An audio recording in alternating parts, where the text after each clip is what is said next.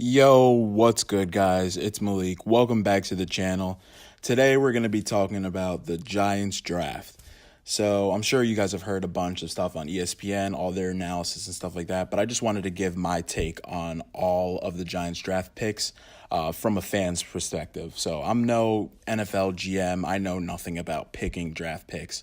I am not complaining about anything. I just wanted to give my 2 cents about it. And so, for today, we're going to talk about my goals that every team should have in the draft. I'm going to talk about the players that they drafted from late to early rounds. And then I'm going to address, obviously, the elephant in the room, which is Daniel Jones. And then I'm going to give my grade. So hopefully this video isn't too long. It's probably going to be more of a podcast style. So just sit back and relax, and we'll get right into it. So the 3 key goals that every team should have, from my perspective, in every draft should be number 1, first and foremost. Obviously, you need to fulfill your needs. Every team, has a need board that, everybody has, like, at the end of the season when you trade away players and stuff like that. 2, you need to get the best players. Obviously, this sounds self-explanatory, but sometimes if you try to reach and go for your own guy and go for the player that is most appealing to you in terms of PR or any type of gain for your franchise, I feel like you can get in trouble there. You can end up reaching. You just got to go grab the best players. You got to grab the best players according to the draft. And then number 3, this might be the most important one, but I think you need to win the draft against divisional opponents. So what that means is you got to evaluate where they're picking. And, every team wants the best players. So, you got to be able to, draft accordingly wherever your team rivals are. So, so those are the goals. So we're going to go into the players real quick, and I'm going to give their draft grades. So in case you didn't know how the NFL draft evaluates their players, they give it on a 0 to 10 basis. Basically, nobody really gets under a 4 or 5. So basically, a 9 to a 10 is obviously a first ballot Hall of Famer, best player you can possibly get. About a 7 to an 8.99 is a Pro Bowl or a perennial All-Pro. A 6.5 to a 6.99 is a chance at the Pro Bowl, maybe. They're a starter in the league. 6 to about a 6.49 is an instant starter. They'll be able to make the squad, obviously, and make an impact on the team in the following year. And then below a 6 is probably any type of backup or special teams role, or they probably just won't make the team. Okay, so I'm going to go from the late rounds to the early rounds. In the 7th round with the 31st pick, they picked Chris Slayton out of Syracuse. He's a defensive tackle, and his grade was a 5.23. In the 7th round, 18th pick, they picked George Asafo. I hope I pronounced that right. He didn't actually have a grade. He's out of Kentucky. 6th round, 7th pick, they obviously picked Corey Ballantyne. He was the guy who was in the news. Unfortunately, he got shot. Rest in peace to his friend. Hopefully he makes a good recovery, and hopefully he's on the field as fast as possible. Very unfortunate situation that the Giants got into. So for the 5th round, their 33rd pick in the 5th round, Darius Slayton, wide receiver out of Auburn, and his grade was a 5.65. 5th round, 5th pick, they picked Ryan Connolly, linebacker from Wisconsin, and his grade was a 5.34. 4th round now, 6th pick, cornerback out of Notre Dame, Julian Love, and his grade was a 5.84. 3rd round now, 3rd round, 32nd pick, they picked O'Shane Zimenez. I hope I pronounced that right. Defensive end out of ODU. His grade was a 5.68.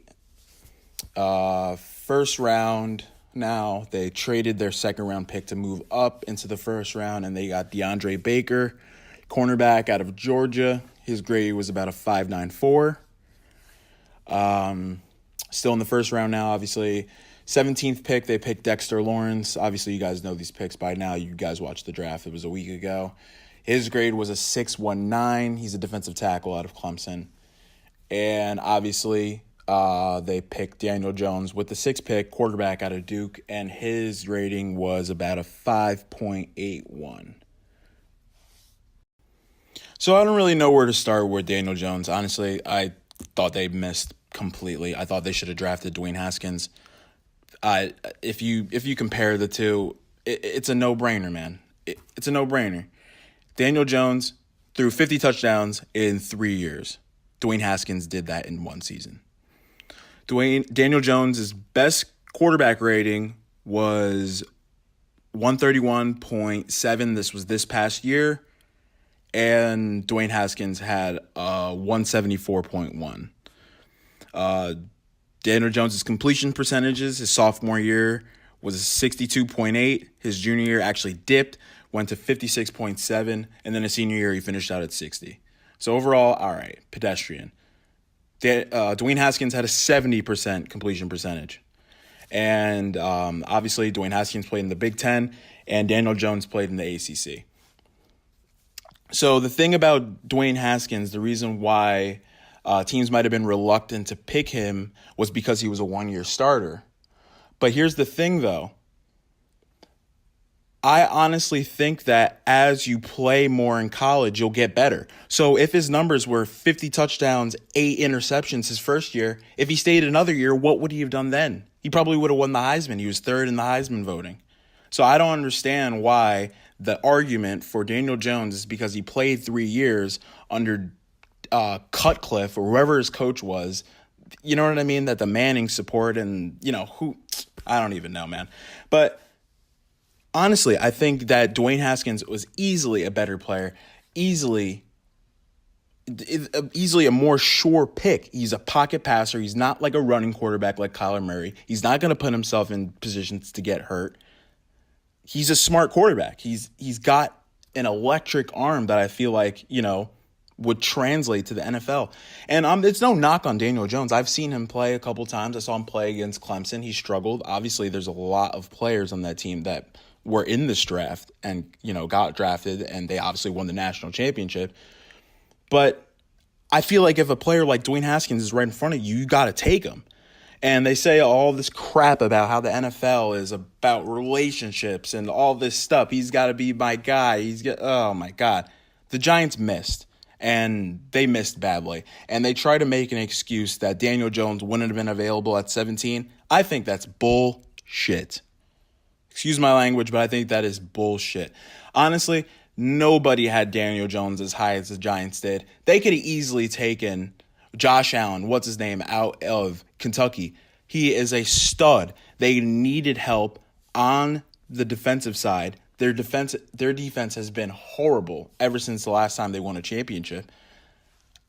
And even when they went 11-5 a couple years ago when they signed Olivier Vernon, they were still pedestrian on defense. They had to score a lot of points in order to win games, and they lost a lot of games.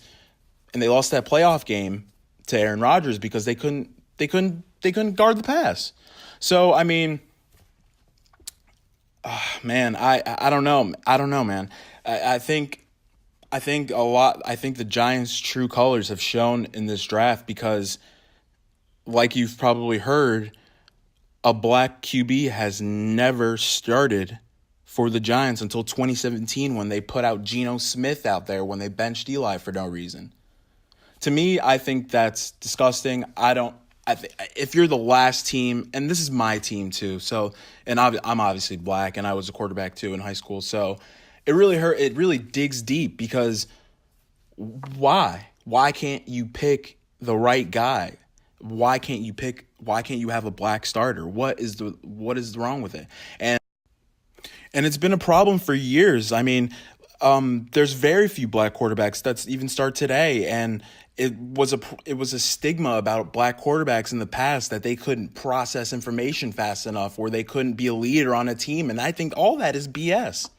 You know what I mean? They just don't have a fair shake. And this draft is completely evident of that. I honestly think the Redskins got a steal at 15. They were in a position where they could not pass up on Haskins because he was one of the best quarterbacks in this draft besides Kyler Murray. And that's where I think that the Giants falter in this situation.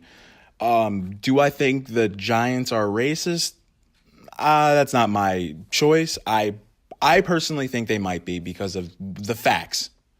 But I just think there is a general stigma in the NFL. This is on a grand scale.